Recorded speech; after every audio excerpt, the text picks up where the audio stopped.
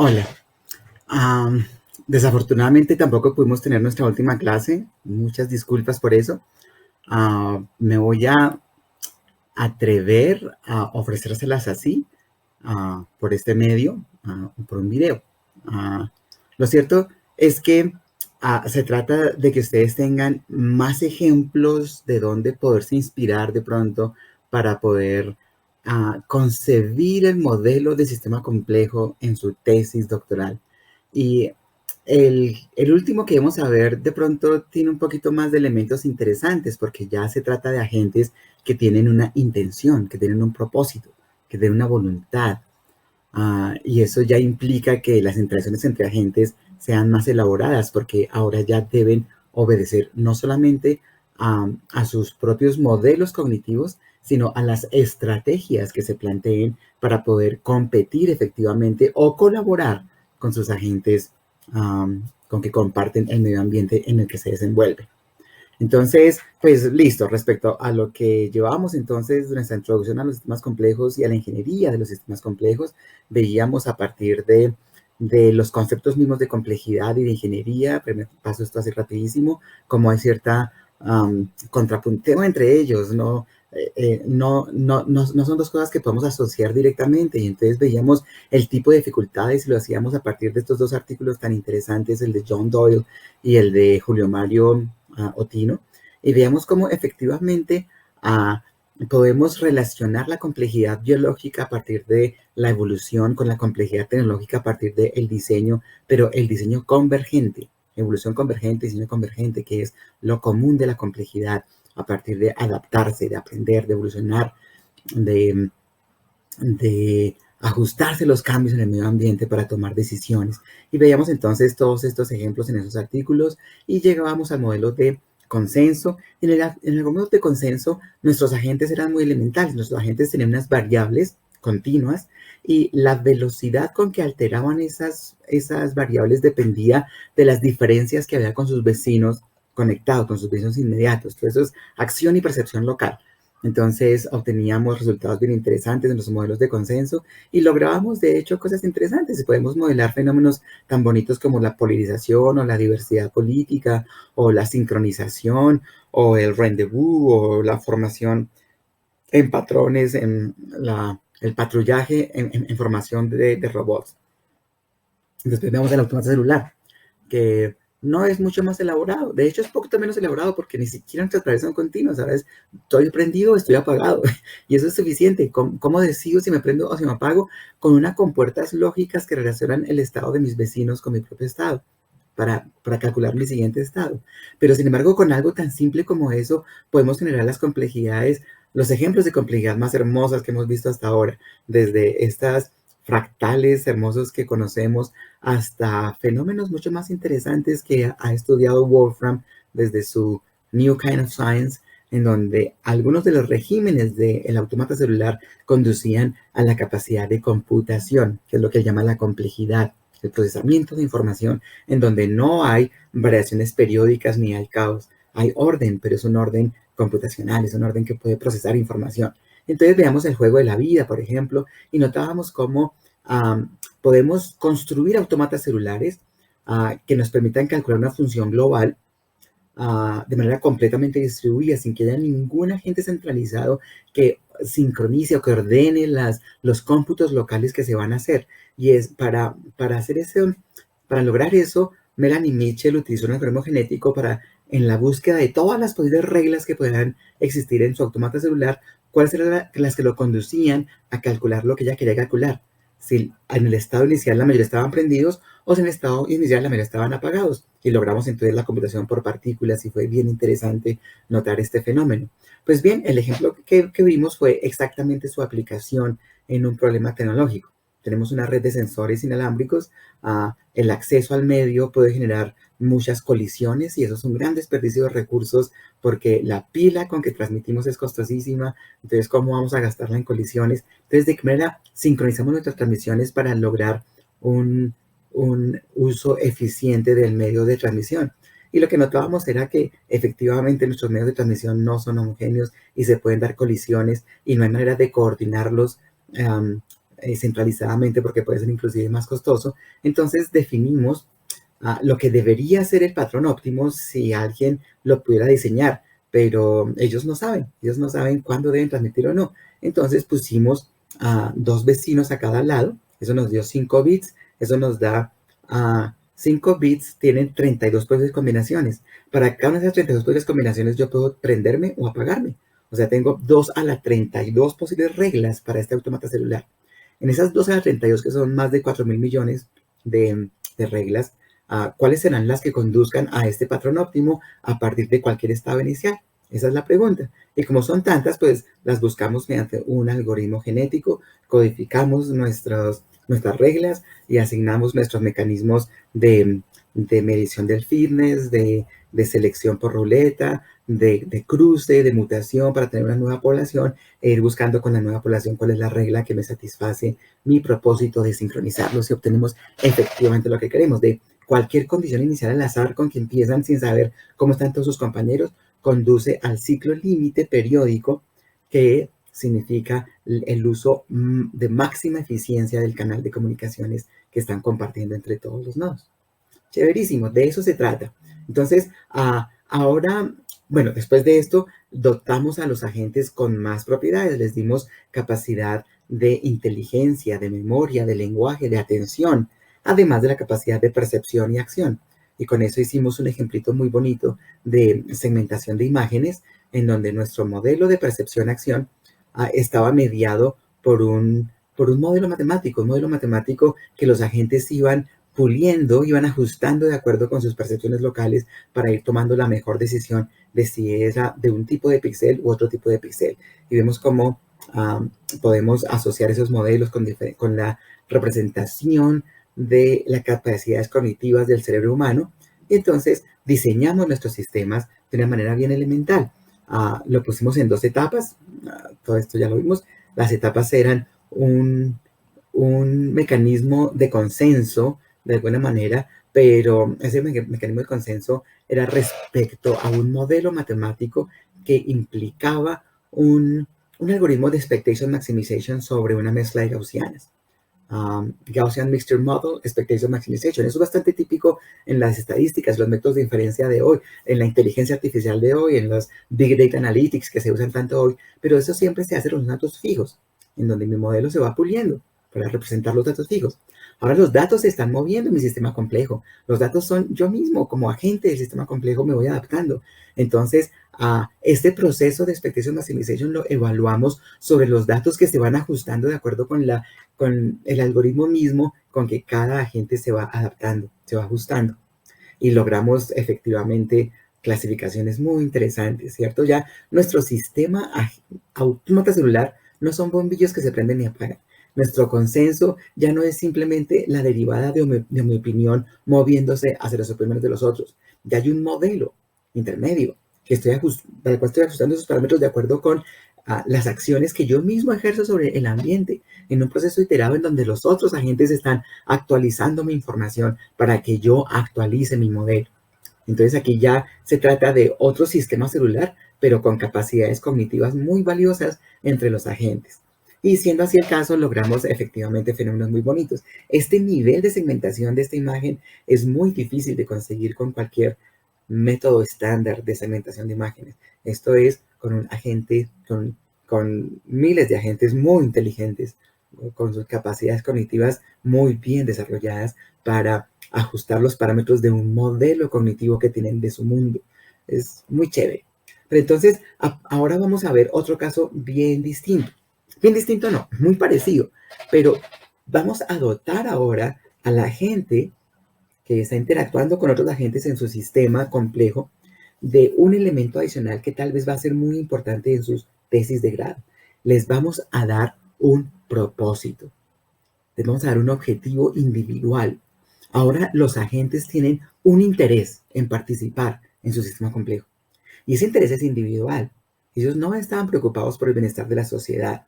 No lo pueden estar porque ni siquiera la pueden percibir, ni siquiera la pueden concebir. Ellos solamente interactúan localmente y perciben localmente y tienen sus propios intereses para conseguir con su interacción local. Y en la búsqueda de ese interés individual, Lo que vamos a lograr es que se genere ciertos niveles de competencia o de cooperación entre ellos para que emerja lo que nosotros deseamos, ingeniería de sistemas complejos. ¿Listo? Entonces, nuestro modelo va a ser bien elemental. Vamos a hacer que los agentes que son egoístas cooperen. ¿Cómo vamos a lograr que agentes egoístas cooperen? Bueno, la naturaleza lo ha hecho. Este ejemplo lo vemos en la última clase, el pez tiburón y el pez piloto y el tiburón. En principio, el pez piloto es un bocado delicioso para el tiburón, pero el tiburón no come peces piloto. ¿Por qué razón? Bueno, lo que pasa es que el pez piloto es muy buena persona con el tiburón, lo limpia de ectoparásitos. Bueno, ¿y por qué el pez piloto se pone a hacer eso? ¿Solamente para que no se lo coman? Pues mejor huya. Pero no, él no huye. Él está ahí dispuesto a limpiar ectoparásitos. ¿Por qué? Porque cuando el tiburón case, los sobrados de su casa van a ser alimentos para ellos. Aquí hay un gana y gana. Son especies que están corriendo un riesgo, pero que se genera cierta confianza entre ellos, cooperan entre ellos. Eso se llama sinergia, eso se llama simbiosis, ¿cierto? En términos biológicos. ¿Cómo logran esa simbiosis? ¿Cómo la evolución logró esta simbiosis? ¿Cuál fue el primer tiburón y el primer pez piloto que dijeron, oiga, usted no me come, yo le limpio de parásitos, pero a cambio déjenme comerme sus sobrados? Tal vez no fue una negociación así. Esto fue algo que surgió a través de un proceso evolutivo sin propósito, ¿cierto? Entonces, esta es la inspiración que vamos a hacer para resolver un problema tecnológico, igual con redes de sensores inalámbricas móviles, en donde hay un problema de cooperación. Yo tengo que retransmitirle los paquetes a mis vecinos para que sus paquetes lleguen a sus destinos, pero yo ahí no gano nada. ¿A cambio de qué voy a hacer eso? Tal vez a cambio de que cuando yo tenga un paquete que transmitir, mis vecinos lo retransmitan. A cambio de que yo les vuelva a retransmitir a ellos. Entonces, esa es la simbiosis que queremos lograr entre los nodos de una red de comunicaciones. El problema es puramente ingeniería, pero el enfoque que vamos a usar para resolverlo va a ser de sistemas complejos. Vamos a lograr un fenómeno emergente en un sistema complejo mediante las interacciones entre los agentes. Pero los agentes ya tienen un propósito. Los agentes quieren transmitir sus paquetes y los agentes tienen un recurso, una pila, que es costosa. Entonces se parece mucho al problema del tiburón y el pez piloto. Yo arriesgo, pero saco cosas y al balancear es mayor la ventaja que la desventaja. Y vamos a ver cómo logramos esto. El ejemplo clásico que aquí vamos a hacer es el dilema del prisionero. Se trata de agentes inteligentes, racionales, que se enfrentan ante la necesidad de tomar una decisión, pero la decisión no es fácil. Presenta un problema filosófico que es el dilema ético, el dilema kantiano. Solo que aquí lo kantiano lo reducimos a lo tecnológico del modelo matemático de qué hacer para sacar un mayor beneficio. El problema es bien elemental. Hay dos personajes, A y B. Ellos roban un banco. La policía los coge, pero no tiene evidencia de que haya robado el banco. Tiene evidencia de un delito menor, porte ilegal de armas. Entonces, los puedo condenar a los dos por porte ilegal de armas. Chévere. Pero no, un momentico, es que robaron un banco. Debería condenarlos por robar un banco. La condena por robar un banco es de 20 años. La condena por robar un banco, pero si tú colaboras con la justicia, es de 5 años. La condena por porte ilegal de armas es de 1 año. La cosa es que yo como policía les quiero meter 20 años porque robaron el banco. Yo sé que robaron el banco, pero no lo puedo demostrar. Entonces lo que tengo que hacer es, bueno, lo que yo como policía hago es que los separo y los interrogo por aparte. Y les digo, bueno, ¿usted robó el banco o no? ¿Qué hace cada uno de los prisioneros? Cada uno de los prisioneros tiene dos posibilidades. Le dice al policía que el otro robó el banco o se queda callado. ¿Qué ocurre? Si los dos se quedan callados, la policía no va a tener evidencias del robo del banco. Les va a condenar a 1 año cada uno por porte ilegal de armas. Y no les reduce nada porque no están colaborando con la justicia. Entonces, 1 año. Si ambos se quedan callados, que eso es colaborar con el otro, no colaborar con la policía, colaborar con el otro, entonces se ganan 1 año de cárcel. Pero aquí está la cosa. Si yo me voy a ganar 1 año de cárcel porque me quedo calladito y no digo nada, resulta que si el otro se queda calladito como yo podría acusarlo. A él le van a meter 20 años por no colaborar con la justicia y por haberse robado al banco.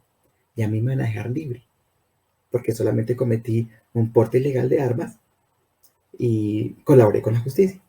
Entonces me van a dejar libre. O sea, yo tengo la tentación de acusarlo si él se queda callado. Pero ahora, ¿qué pasa si él me acusa? Si yo me quedo callado, me van a meter 20 años. Yo mejor lo acuso también a él, para que me metan solo 5. Fíjense que independientemente de lo que el otro haga, lo mejor para mí es acusarlo. Desde un punto de vista puramente egoísta, si yo no estoy en el plan de, mire, es que el otro que robó el banco era mi mamá, entonces yo voy a buscar lo mejor para mi mamá. No, aquí somos ladrones de bancos y estamos buscando nuestro propio beneficio. Si él se queda callado, lo mejor para mí es acusarlo. Si él me acusa, lo mejor para mí es acusarlo. Independientemente de lo que él haga, lo mejor para mí es acusarlo. O sea que yo lo acuso. Y lo mismo piensa el otro. Y nos acusamos los dos. Y nos meten 5 años. Si nos quedáramos callados, nos meterían un solo año. Pero no nos tenemos confianza. Entonces es mejor acusar para que no me vayan a meter 20 años. Ese es el dilema del prisionero, ¿cierto? Es un problema de confianza. Y si hay confianza, hay cooperación, ¿cierto? La estrategia racional es, independientemente de lo que el otro haga, lo mejor para mí es acusarlo, ¿cierto? Porque si el otro se queda callado, yo salgo libre. Si el otro me acusa, me meten 5 años. Entonces, independientemente de lo que haga, lo mejor para mí es acusarlo, yo lo acuso. Es la racional. Y lo racional conduce que nos van a meter 5 años, cuando nos hubieran metido 1 año. Si hubiéramos tenido confianza y hubiéramos cooperado. Entonces, ¿cómo desarrollamos esa confianza para asegurarnos de cooperar? Porque cuando yo me quedo callado, estoy corriendo el riesgo de que el otro me acuse.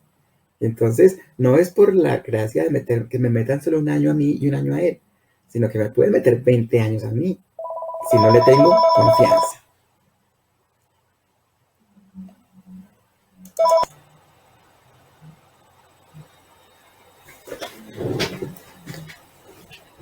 Bueno, entonces, uh, se trata de que independientemente de lo que haga el otro, yo debería acusarlo. O sea, no cooperar con él, por lo que no le tengo confianza. Entonces, ¿cómo podemos generar la confianza necesaria para que digamos, no, tranquilos, yo me quedo callado porque sé que el otro se va a quedar callado? De alguna manera, eso es lo que queremos lograr con nuestra red de sensores inalámbricos. Yo le transmito al otro porque tengo la certeza de que cuando tenga que transmitir y usar y pedir el favor de que me retransmitan mis paquetes, él lo va a hacer. Bien, entonces es un asunto de confianza. Si entre nosotros hay un nivel suficiente de confianza, podemos cooperar. Y la cooperación es lo que necesitamos para que nuestras redes de sensores inalámbricos o nuestra sociedad o nuestra política o nuestra empresa o nuestra universidad vayan bien. Necesitamos cooperar. ¿Cómo lograr la cooperación? La cooperación consiste en pagar un costo para el beneficio de otro. Pero seguramente eso lo voy a hacer si hay un beneficio también para mí. Por ejemplo, fíjense cómo es esto del pago que recibo de acuerdo con la acción que tomo. Por ejemplo, si yo me quedo callado y el otro me acusa, a mí me cogieron de marrano. Y ese es el peor de los pagos que puedo tener, 20 años de cárcel. Pero resulta que si ninguno de los dos coopera, ambos nos acusamos, pues recibimos un castigo por no cooperar. Ese castigo son 5 años de cárcel. 5 años de cárcel es mejor que 20 años de cárcel. Pero si los dos cooperamos, vamos a recibir 1 año de cárcel. 1 año de cárcel es mejor que 5 años de cárcel. Lo mejor sería que colaboráramos entre nosotros, que nos quedáramos callados, que no confesáramos, ¿cierto? Y eso nos daría 1 año de cárcel. Pero la cosa es que si yo puedo coger al otro de marrano, si el otro se queda callado y yo lo acuso, a mí me va mucho mejor. Esa es la tentación. La tentación paga mucho más que el premio paga más que el castigo y el castigo paga más que cogerme de marrano. Sin embargo, con algo más, 2 veces el premio por colaborar con el otro, por quedarme callado, es aún mayor que la tentación más que me cojan de marrano. Entonces, aquí están las condiciones para que esto se vuelva un dilema, porque esto es lo que hace, lo razonable es que yo lo acuse, independientemente de lo que haga el otro. Y así la solución va a ser que ambos nos acusemos. Eso se llama el equilibrio de Nash. Si ambos nos acusamos, no hay absolutamente ninguna motivación para que alguno cambie unilateralmente de estrategia. Ninguna. Entonces, ese es un equilibrio de Nash. Y el equilibrio de Nash aquí no es bondadoso. Nos van a meter 5 años de cárcel, cuando nos pueden meter solamente uno. Pero ese accionar que implica solamente un año es que los dos nos quedemos calladitos. Y ahí cada uno de nosotros tiene la tentación de cambiar. El que cambie unilateralmente va a ganar respecto a la decisión que tomaron, porque de 0 a 1 año es mejor 0 años. Ese es el dilema del prisionero. Confesar, o sea, no colaborar con el otro, predomina sobre guardar silencio, ¿cierto?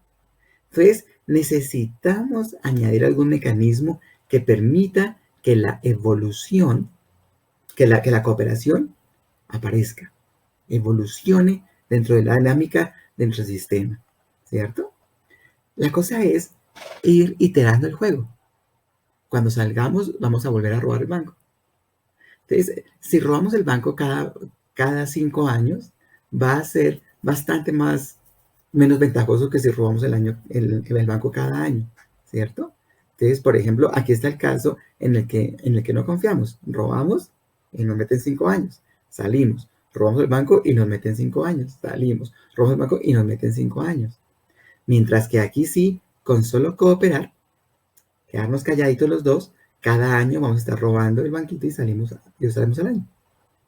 El ejemplo es un poquito triste porque no vamos a robar bancos, vamos a transmitir paquetes, no es tan grave, ¿cierto? Pero entonces este es el punto. Hay un libro espectacular, se llama La evolución de la cooperación. Es hermosísimo. Hay un libro posterior a este que se llama La complejidad de la cooperación, es como 10 años posterior, de Robert Axelrod, es muy recomendable. La cooperación basada en reciprocidad. Yo te hago en el siguiente lo que tú me has hecho antes, ¿cierto? Eso es posible si hay una interacción a largo plazo. Es más, si el largo plazo es un horizonte no previsible, porque si el horizonte es previsible, si es 10 interacciones, en la última interacción, lo racional es no cooperar. Y entonces en la penúltima, lo racional es no cooperar. Y entonces en la primera, lo racional es no cooperar. Y nos va a ir muy mal por ir al equilibrio de Nash, en donde no cooperamos con el otro. ¿Qué necesitamos aquí? Una buena reputación, ¿cierto? La tentación de confesar no debe superar el temor de ser castigado en la próxima interacción. Y aquí Axelrod, una cosa muy interesante, puso un concurso público y entonces toda la gente enviaba una estrategia y a ver cuáles estrategias eran las ganadoras. Y es bien interesante, las estrategias exitosas no son las primeras en confesar. Yo arranco cooperando. Empezar cooperando es bueno. Las estrategias exitosas no se le dejan montar. Si a mí me han cogido de marrano, y me han cogido de marrano, y me han cogido de marrano, ya no me van a volver a coger de marrano, ¿cierto? Pero estamos dispuestos a perdonar. Si me cogieron de marrano, y entonces yo empecé a portarme correspondientemente, pero en pronto me empezaron a colaborar, yo no guardo rencor. Y no somos, las estrategias exitosas no son envidiosas. Si el otro está ganando harto, tal vez más que yo, pero para eso, él está consiguiendo eso porque yo también estoy ganando, está bien, está bien. Entre los humanos es bastante típico que yo prefiero ganar 500,000 antes que 1,000,000 con tal de que el otro gane 200,000 en vez de 2 millones, ¿cierto? No me interesa ganar harto, me interesa ganar más que el otro. Ese tipo de envidia y ese tipo de rencores y cosas son absolutamente ajenas a el desarrollo de la cooperación. Entonces, la cosa es que los mecanismos para esa cooperación se basan en la reciprocidad. Yo te hago lo que tú me hagas. Mi próxima acción dependerá de lo que tú me has hecho últimamente, ¿cierto? Y esa reciprocidad también puede ser indirecta, lo que le hayas hecho a los demás. Inclusive es lo que le has hecho a mi núcleo familiar, a mis amigos, ¿cierto? Pero entonces todo depende de una cosa, de la reputación. ¿Qué es lo que has hecho? ¿Qué es lo que has hecho? ¿Qué es lo que has hecho? ¿Cómo voy a actuar contigo? Bueno, ¿cómo has estado actuando tú? ¿Cierto? Entonces lo que necesitamos es generar una buena reputación para que la gente esté dispuesta a actuar bien conmigo. Ese es el punto. El mecanismo de la cooperación es que mi accionar en la sociedad me dé una buena reputación, tanto como para que la gente quiera hacer negocios conmigo, por ejemplo. Tú no vas a hacer negocios con el que te está vendiendo un Rolex en la calle a, a 100,000 pesos, ¿cierto? Ese no es un tipo confiable. Ese no tiene una buena reputación. Pero si hay un señor que vende relojitos en la esquina y lleva 30 años vendiendo relojitos en la esquina, pues con ese vale la pena ir a hacer negocios. Tiene una buena reputación. Es un asunto de reputación. La reputación es muy chévere. Cuando mi hijito me vio preparando estas conferencias, él tenía 5 años. 5 años, estaba en kinder. Me preguntó qué le estaba haciendo. Y yo le dije, no, pues mira, es que este problema de prisionero que es este. Le pregunté, ¿tú qué harías? Y él me dice, si yo robo el banco, confesaría, porque uno siempre debe decir la verdad.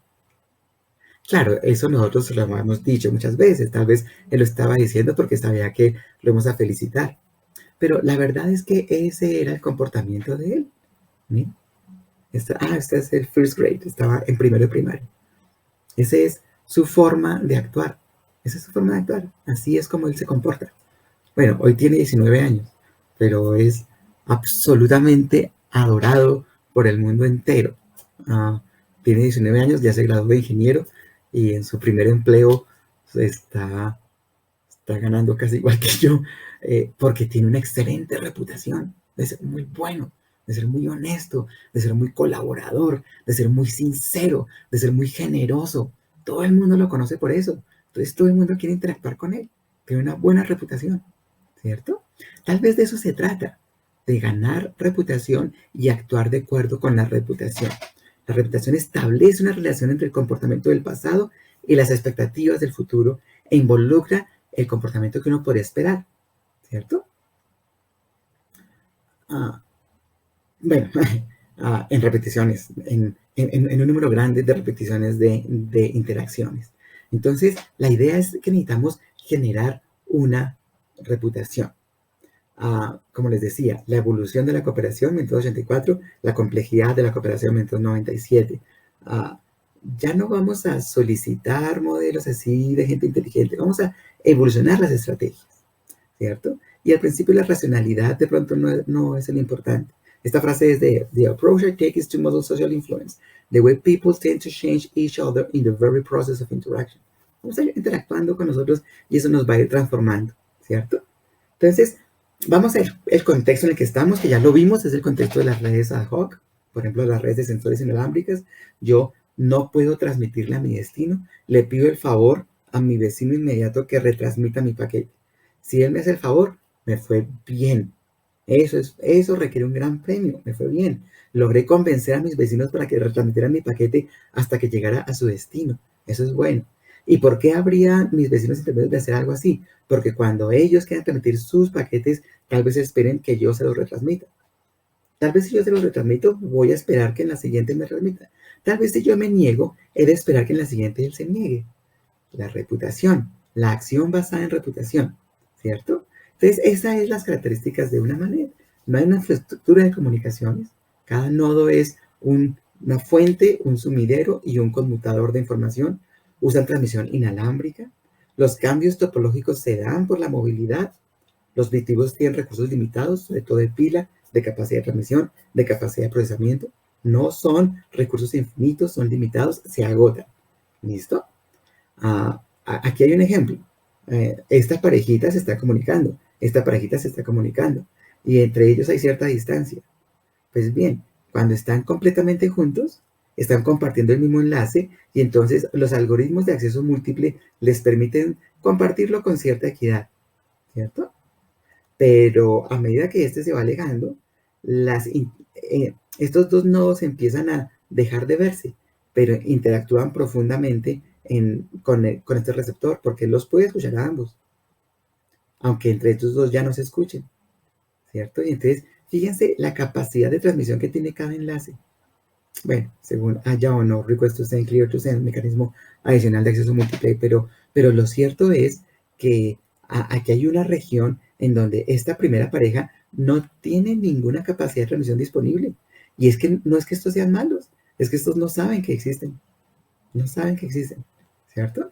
Entonces, chévere, es un mundo completamente distinto en donde hay interacciones a muchos niveles que están por fuera de nuestro modelo sistemático de sistema de comunicaciones con unos protocolos, una jerarquía de protocolos que no interaccionan porque las interfaces son limpias. No, eso no es cierto. Hay muchas interacciones entre todos los componentes de la red que las podemos estudiar desde la técnica de la red inalámbrica, pero vamos a dejarlo así. Hay muchas interacciones por lo que se requiere un tipo de diseño en donde las interacciones se tienen en cuenta. En nuestro caso queremos ver la cooperación. Aquí está A, que quiere transmitirle a el receptor de A. Aquí está B, que quiere transmitirle al receptor de B. La idea es que yo necesito que B me colabore para llegar a este receptor y B necesita que A le colabore para llegar a su destino. Entonces, pueden ocurrir cosas. Y lo vamos a poner en términos de un juego. Por ejemplo, que mi paquete llegue a su destino, eso implica un premio y es un premio grande. Pero si yo transmito un paquete, eso me cuesta en pila. Entonces tengo cierta pérdida. La cosa es que si yo decido transmitirle, entonces fíjense que lo que tengo es que yo tengo un dilema del prisionero. Yo puedo descartar, no le transmito, o puedo colaborar, transmitirle. Pero entonces, si le transmito, pierdo platica porque pierdo pila. Entonces, aquí están. Que me cojan de marrano es que yo le colaboré y a mí no me colabora, ¿cierto? Existe la tentación de usar su colaboración, pero no colaborarle. Existe el castigo. Ninguno de los dos se colaboró y los paquetes no llegaron a su destino, pero no perdimos pilas. O existe el premio. Los dos colaboramos. Bueno, chévere. Nuestros paquetes llegaron a su destino, pero nos tocó transmitir más de lo que debíamos, ¿cierto? Entonces es exactamente un dilema del prisionero. Y como tal, ¿cierto? Se hace exactamente esto. Es el dilema del prisionero. Chévere. Pero entonces aquí la cosa es que, que queremos que se colaboren. ¿Cómo podemos incentivar la cooperación? ¿Listo? Eso requiere un modelo de confianza. Entonces ya vamos a entrar a la ingeniería del asunto. Ese es nuestro modelo. El modelo es yo colaboro, pierdo, no colaboro, gano, cosas así, ¿cierto? Entonces, ahora mi modelo de confianza va a ser una construcción teórica que voy a construir sobre mi problema para, por ejemplo, que quien va a transmitir decida la ruta que va a usar. Debe ser la ruta de los nodos en quienes más confianza tenga, por ejemplo. Entonces, ¿a quién le voy a encargar la tarea que necesito? ¿Cierto? Este es el nivel de confianza, trust, que la fuente S, source, que el sujeto, perdón, tiene en el agente A para llevar a cabo la acción A minúscula. Entonces, aquí están todos los agentes, aquí están todos mis niveles de confianza y yo voy a escoger el mayor de ellos. Voy a ver cuál de ellos tiene la máxima confianza porque ese me va a dar mayor certeza de que la tarea se va a ejecutar. La transmisión de mi paquete, por ejemplo. Entonces, eso es. El modelo va a ser un modelo de teoría de juegos, no cooperativo. Aquí estamos cada uno quiere preservar su pila. Yo no quiero colaborar con nadie. Pero entonces vamos a evolucionar genéticamente las estrategias para ver cuáles son las estrategias que me permiten alcanzar el mayor caudal en la red, tal vez ahorrando lo más posible la pila, ¿cierto? Yo necesito un mecanismo de evaluación de la confianza. ¿Cuánto confío yo en nosotros? Necesito un modelo de red basado en teoría de juegos. ¿Cuándo te colaboro y cuándo no te colaboro? Y por supuesto, para encontrar la estrategia óptima en esos par de modelos, necesito un algoritmo genético. Entonces, la idea es así de simple. Yo puedo percibir de mis vecinos cuántas veces yo le pido un favor o alguien le pide un favor. Y como esto es una red inalámbrica, yo puedo escuchar inclusive a los vecinos que no están interactuando conmigo, ¿cierto? Y entonces yo puedo escucharlos y ver cuántas veces le han pedido el favor y cuántas veces él ha atendido el favor. Entonces veo la fracción de veces que él colabora. Y entre más colabore, más confianza le tengo. Entre menos colabore, menos confianza le tengo, ¿cierto? El nivel de confianza lo voy a cuantificar también en 4 niveles. Por ejemplo, si lo he visto colaborar más del 90% de las veces, le va a tener el máximo nivel de confianza, 3. Pero si solamente entre 60 y 90% de las veces ha colaborado, le voy a tener un nivel altico de confianza, 2. Pero si está entre el 3 y el 60%, no le tenemos mucha confianza, el 1. Y si lo he visto colaborar menos del 30%, entonces no le tengo confianza. Mi nivel de confianza va a ser cero. Y fíjense cómo efectivamente, cuando yo le pida el favor, voy a ver si es transmitido o no. Entonces yo puedo evaluarlo. Yo puedo evaluarlo. Entonces voy a partir de esa evaluación. Después veremos si esta evaluación puede ser ruidosa o no. Y si es ruidosa, vamos a tener que hacer algunos ajustes. Pero entonces, en principio, yo lo puedo evaluar y le puedo tener cierto nivel de confianza. Si lo veo, si no lo veo, va a ser difícil. Tal vez tenga que pedirle a los nodos en que tengo más confianza cuál es la reputación. ¿Usted qué opina de él? A ver si le colaboro o si no le colaboro. Pero eso ya va a ser otro problema que no vamos a considerar en este ejemplo. La cosa es que cada juego consiste en la transmisión de un paquete. Y de acuerdo con lo que yo haga y los datos que obtenga, voy a tener cierto premio. Por ejemplo, si yo soy el nodo fuente, el premio que gano depende de si mi paquete llegó a su destino o no.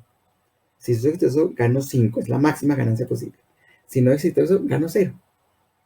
Pedí el favor y nadie me lo hizo, mi paquete no llegó a su destino. Pero lo interesante es con los nodos intermedios.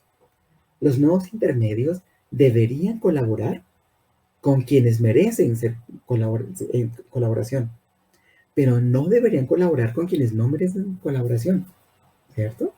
O sea, si yo compro relojes, estoy ayudando al movimiento económico de la industria del reloj. Eso es bueno. Me deberían premiar por colaborar. Pero si yo compro relojes robados, estoy haciendo lo peor posible, ¿cierto? Entonces, ese es el truco. También se debe incentivar el ahorro de energía. ¿Cómo? Si yo evito colaborarle a quienes no merezcan colaboración, a quienes no merezcan ser usuarios, ser miembros de una sociedad donde todos vamos a colaborarnos para que nos vaya bien, pero todos tienen que poner de su parte, ¿cierto? Entonces, la cosa es que si yo le retransmito a alguien a quien le tengo harta confianza, me gano el nivel de confianza. Excepto que si le transmito a alguien a quien no le tengo confianza, bueno, me gano muy poquitico porque le estoy dando la oportunidad de que se reivindique. Pero si yo le descarto a alguien a quien le tengo alta confianza, pues estoy perdiendo, porque eso ya me va a mirar con recelo. Y si le descarto a alguien que no colabora, pues estoy ganando porque estoy ahorrando la pila, que es un recurso fundamental de la sociedad. Debo recibir un buen pago. Entonces, los pagos aquí son 3, 2, 1 o 0.5. Siempre cualquier cosa que yo haga me merece alguna ganancia. Por ejemplo, si le descarto a alguien que colabora, me merezco una ganancia de 0.5. Estoy ahorrando energía, pero no la debería ahorrar. O si le retransmito a alguien que no colabora, bueno, pues estoy ayudando a que la información fluya, pero estoy gastando los recursos de la sociedad, mi pila. Entonces, esto es, por ejemplo, aquí, este nodo fuente va a transmitir un paquete. Entonces, se lo envía a B. La confianza que B tiene en ese es alta y lo retransmite. La confianza que C tiene en ese es bajita y lo descarta. Entonces, el paquete no llega a su destino. ¿Ya? Entonces, ¿cuánto gané yo? 0 como fuente. ¿Cuánto ganó él? 3, porque le retransmitió a alguien en que le tenía alta confianza. ¿Cuánto ganó él? 3 también, porque le descartó a alguien a quien le tenía alta confianza. El destino aquí no cuenta, ¿cierto? Él ni colabora ni no colabora, él recibe la información que le llega. Entonces, esos son los premios que se ganaron cada uno en este juego. En otros juegos, con otras circunstancias, recibirán otros premios distintos de acuerdo con estas tablas. Estas tablas es fundamental en nuestro modelo de teoría de juegos. Cada acción, qué tipo de ganancia me produce de acuerdo con las circunstancias. Yo puedo descartar o retransmitir. Y eso me produce un tipo de ganancia, 3, 2, 1 o 0.5, dependiendo de qué, del nivel de confianza que tengo en la fuente. Chévere, ahí está el modelo y este es un dilema del prisionero, ni más ni menos. Entonces todo lo que hizo Axelrod nos sirve. Entonces vamos a aplicar el mecanismo de Axelrod. Vamos a codificar la estrategia. Por ejemplo, la estrategia es cuándo descarto y cuándo coopero, de acuerdo con si hay éxito o si hay falla. Por ejemplo, si el nivel de confianza en el nodo fuente puede ser 0, 1, 2 o 3. El estado de la transmisión del paquete anterior, hasta ahora cómo me va con la sociedad, porque si yo colaboro mucho en una sociedad que no me sirve para nada, pues qué bobada. O si yo no colaboro en una sociedad que me ha sido muy útil, pues mucho ingrato, ¿cierto? Entonces vamos a tener en cuenta el nivel de confianza ¿Y cómo me ha ido recientemente en mi sociedad? ¿Cuánto me ha servido la sociedad? Entonces, de acuerdo con eso, voy a tomar decisiones de descartar o de cooperar, de retransmitir. Y entonces, eso me va a dar una codificación, y la codificación tiene 2, 4, 6, 8, 10, 12, 14, 16 bits. Entonces, voy a ver en esos 16 bits que puedo codificar, ¿cierto? Listo, por ejemplo, aquí, si el nodo tenía la confianza 2 y resulta que en el paquete tras anterior hubo una falla y en el último paquete hubo un éxito, pues bueno, mi confianza es altica, pero no tanta. La sociedad me ha sido útil, pero no tanto. Voy a colaborar por esta vez, a ver cómo me va, ¿cierto? Eso es. Entonces decidí colaborar. O aquí decidí descartar, ¿cierto? O sea, entonces yo tomo mis decisiones. Tomo mis decisiones con una estrategia. Esta tabla es una estrategia. Cada nodo debe construir esta tabla. Esa tabla se refiere entonces a esta secuencia de descartes y cooperaciones, ¿cierto? Estos 16 bits son el código de la estrategia. Entonces voy a ver qué hago con esos 16 bits para decidir qué transmito o qué no transmito. Una posibilidad es denme toda su información, venga, yo evoluciono una estrategia y se las devuelvo, ¿cierto? Mi famoso algoritmo genético. Chévere. Si hago eso, entonces voy a hacer mis simulaciones, yo voy a calcular la ruta entre los nodos a los que más confianza les tengo, y esto es lo que obtengo. Chévere. Aquí está la evolución de la cooperación, y aquí está el promedio de ganancia que obtengo por descartar, por transmitir, por enviar paquetes o por retransmitir paquetes. Y esto me habla del ambiente de la red. Cuando el 0% son nodos egoístas, nodos que no intentan cooperar jamás, entonces la cooperación se logra a un altísimo nivel. Pero si es el 20% o el 30%, si el 60% de los nodos no quieren colaborar, la máximo que le puedo obtener es 30% de cooperación, de efectividad. No es muy bueno. Estos resultados no son muy buenos. Y no son muy buenos porque ah, seguramente hay un esfuerzo muy grande en calcular mi decisión. La estoy obteniendo de alguien centralizado. Entonces hay mucho ancho de banda y desocupado. Pero resulta que la humanidad ha tenido un problema parecido, y no ha sido que alguien esté seleccionando a los mejores individuos de la humanidad en el planeta entero. No, es cada familia, cada tribu, cada sociedad pequeña de donde se escogen los padres y las madres de la siguiente generación. No se escogen entre el planeta entero. Entonces, vamos a ver algo parecido. Resulta que hace 2 millones de años empezaron a reducirse los bosques y a aumentar las llanuras en el África. Por esa época en África había por lo menos 6 especies de homínidos, y cada uno desarrollaba su propia estrategia de supervivencia. Por ejemplo, el Homo boisei, pues como había muchas raíces, estas eran muy abundantes, se dedicaba a comer raíces en el bosque. Se dedicaba a comer raíces y eran abundantes, eran muchas.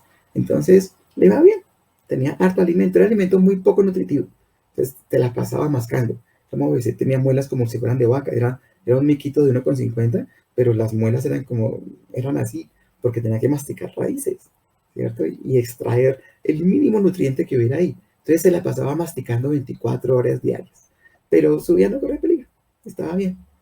Se especió en de raíces. El Homo habilis, en cambio, le gustaba un poquito más bonito, le gustaba la carnecita, ¿cierto? Pero la carnecita es muy difícil de conseguir para un miquito chiquitico de 1,20 metros. El Homo boisei le tocó una vida fácil. El Homo habilis no. El Homo habilis tenía que comerse los sobrados de la casa del león, pero por esos sobrados venían las hienas. Entonces, comerse los sobrados de las hienas, pero por esos sobrados venían los buitres. Y un Homo habilis no era competencia para un buitre. Entonces le tocaba esperar a comerse los sobrados de los buitres, pero los buitres ya no dejaban nada. Al Homo habilis le tocaba sacar el tuétano de los huesos, y para eso empezó a usar herramientas, hachas de piedra con que romper el hueso para sacar el tuétano. Y el tuétano es un alimento que va directo al cerebro, y el cerebro se requiere para desarrollar mejores herramientas. Eso es un círculo virtuoso.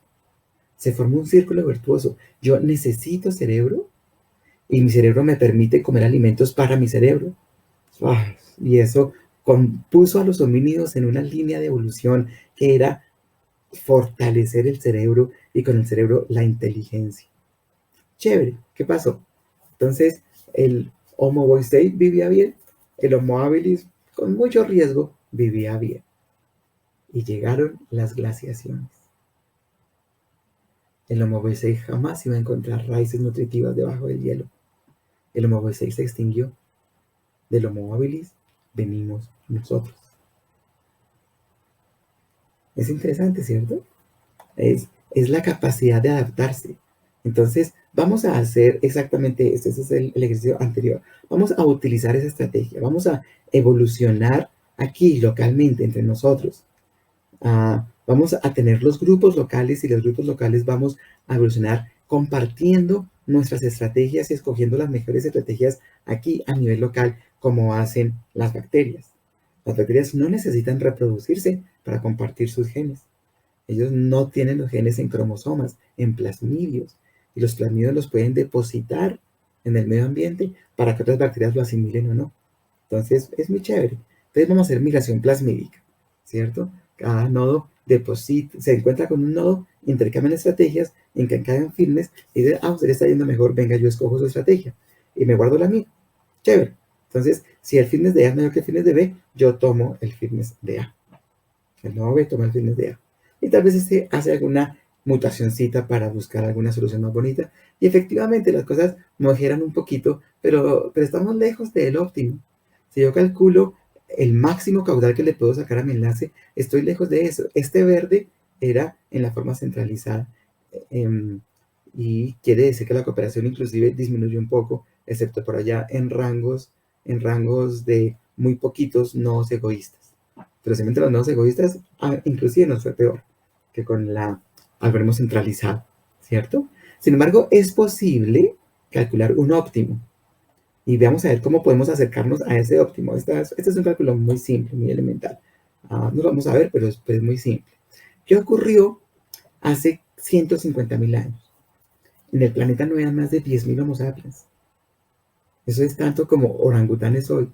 Los orangutanes están en vía de extinción. Y nosotros en lo mismo, porque generalmente para esa época cuando se encontraban dos grupos humanos, se mataban entre ellos, guerreaban. Ya tenían lanzas y flechas, ya la guerra era mucho más brava entre ellos.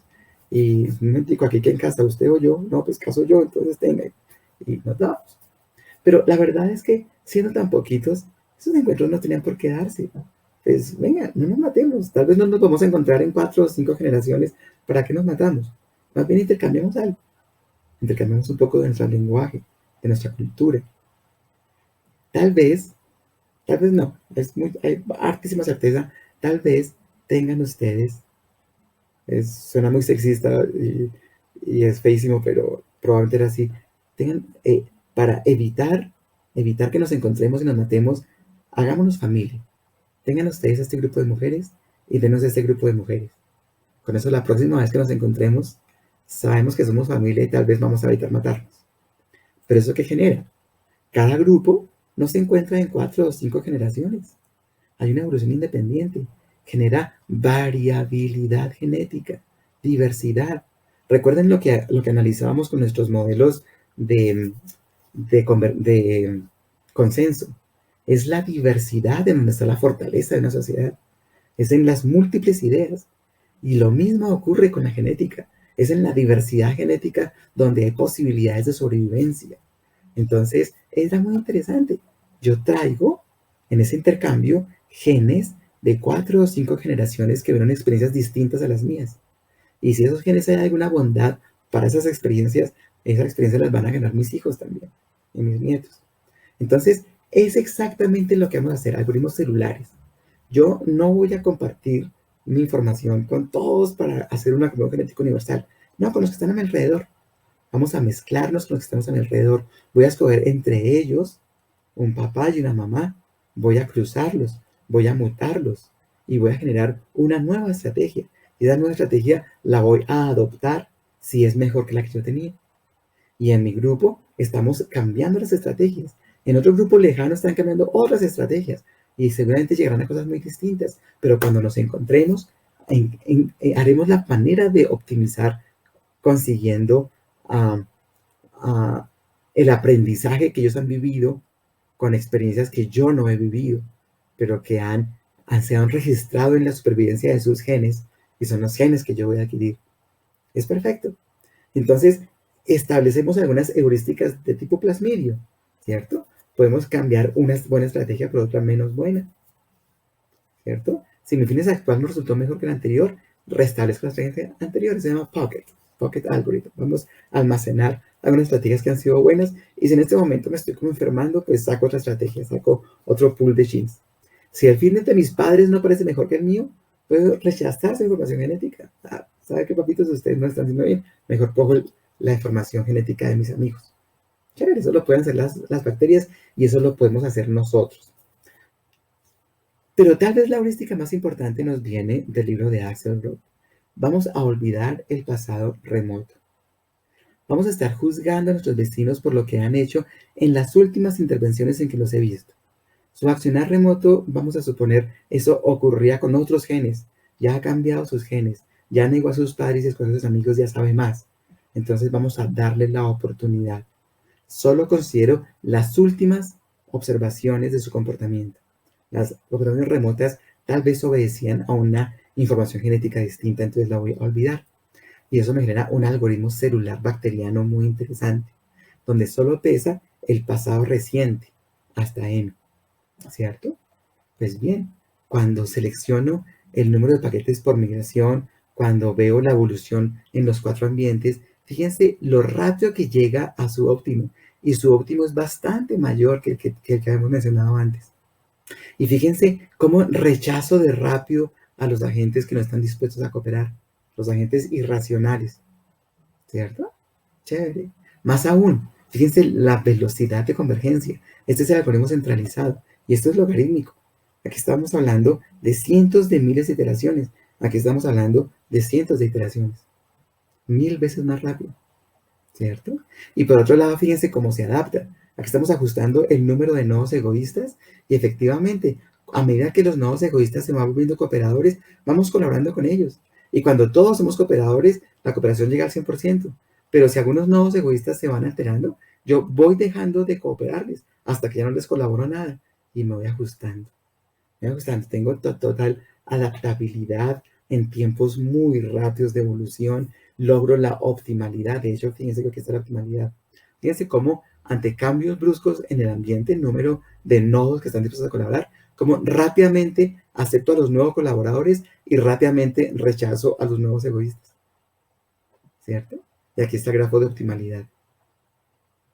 El azulito es el teórico óptimo, es lo que lograría Dios, si esto lo administra Dios, y el rojito es lo que logran nuestras células con su migración plasmídica, que es una forma de modelar el mundo y de hacer percepción y acción, ciclos de percepción y acción de acuerdo con modelos del mundo. ¿Cierto? Chévere. Entonces, los nodos normales logran cooperar entre ellos, se produce un autocaudal y aíslan a los nodos egoístas que producen un gran ahorro de energía. Y ese es un logro emergente. Cada nodo lo que busca es maximizar su payoff, que es una información local, ¿sí? Ya sea porque sus paquetes lleguen al destino o por ahorrar energía. Esas son las dos cosas que el nodo quiere, ahorrar energía y que sus paquetes lleguen al destino. Y lo está logrando de la forma más económica y más eficiente posible, ¿cierto? Este logro se obtiene de una manera totalmente distribuida, con muy baja sobrecarga, porque son algoritmos genéticos seleccionando estrategias. ¿Cómo se logró? Bueno, aquí está. Se logró así de fácil. Coopero sí, pero solamente si reconocen y premian mi cooperación. Eso significa construyo mi reputación. No me dejo coger de marrano. Si me la están montando, yo dejo de cooperar. Si la sociedad no satisface mis necesidades, tal vez no me interesa colaborar, ¿cierto? No hay un número suficiente de nodos con la reputación que necesito para encontrarlos cada vez que los necesito. Pero siempre estoy dispuesto a ofrecer y esperar perdón y olvido, porque yo no voy a mirar el comportamiento cercano, no el comportamiento remoto. Estoy dispuesto a perdonar y a ser perdonado, ¿cierto? La estrategia evolutiva distribuida difunden las soluciones por superposición de vecindarios, por movilidad, mantienen la diversidad genética y eso les permite adaptarse a cambios en el ambiente. Fíjense de qué se trata. Mi sistema es complejo. La cooperación es una propiedad emergente. La cooperación medida así como el caudal máximo que puedo conseguir teóricamente y cómo me aproximo a él, ¿cierto? Ah, y lo que hago es dotar a mis agentes de un ciclo de acción-percepción mediado ya no por una comporta lógica, ya no por una regla de aprendizaje divergiendo hacia el promedio de mis vecinos, sino por una decisión que tomo de acuerdo con una estrategia, de acuerdo con mis intereses personales. Es mucho más interesante. Ustedes consideren en su sistema dinámico qué son sus agentes, qué capacidades de percepción y acción pueden tener, cuán costoso es ponérselas, cuántas les van a asignar, con cuáles sería suficiente para lograr lo que ustedes necesitan. Diseñen esas interacciones, diseñen esas estrategias y asegúrense de, mediante simulación, de lograr lo que están deseando y interpretar de formas correctas lo que está ocurriendo. En lo que a nosotros respecta, a los problemas de la sociedad, ustedes los están atacando en sus tesis doctorales. Si esas tesis doctorales necesitan de la complejidad porque ustedes se involucran en muchos de los problemas al ser humano. Y el ser humano es un agente complejo que tiene percepción y acción locales. Locales en su entorno, porque los locales pueden ser a través de Internet, que es atravesando de un extremo a otro del planeta, pero solamente con 100 o con 200 nodos interactúan, ¿cierto? Entonces ese es el punto. Y tenemos polución del aire, polución de la tierra, polución del agua, tenemos calentamiento global, tenemos sobrepoblación, tenemos enfermedades que no hemos podido curar, tenemos detrimento de los recursos naturales, tenemos conflictos sociales, tenemos epidemias, tenemos terrorismo. Son problemas actuales de la sociedad que los doctores en ingeniería debemos intentar resolver, pero son sistemas complejos, problemas de la sociedad asociados con la complejidad que hemos construido nosotros en esa espiral hermosísima de robustez, fragilidad en los desarrollos tecnológicos, sociológicos, humanos, intelectuales, filosóficos que la humanidad ha venido construyendo desde que éramos familias aisladas, nómadas en las llanuras africanas, hasta hoy que somos una civilización planetaria que ya tiene naves en el espacio interestelar, por fuera del sistema solar. ¿Qué debemos hacer? Ingeniería clásica, donde los componentes comparten la funcionalidad y la funcionalidad total es la suma de las funcionalidades de los componentes. No. Ingeniería de sistemas complejos. Los agentes tienen propiedades de percepción y acción, mediados por capacidades que ustedes diseñarán en términos de inteligencia, de memoria, de lenguaje, de atención, de emoción, de propósito. Y de acuerdo con eso, ustedes lograrán emerger mediante autoorganización las propiedades deseables en su sistema complejo. Muchas gracias.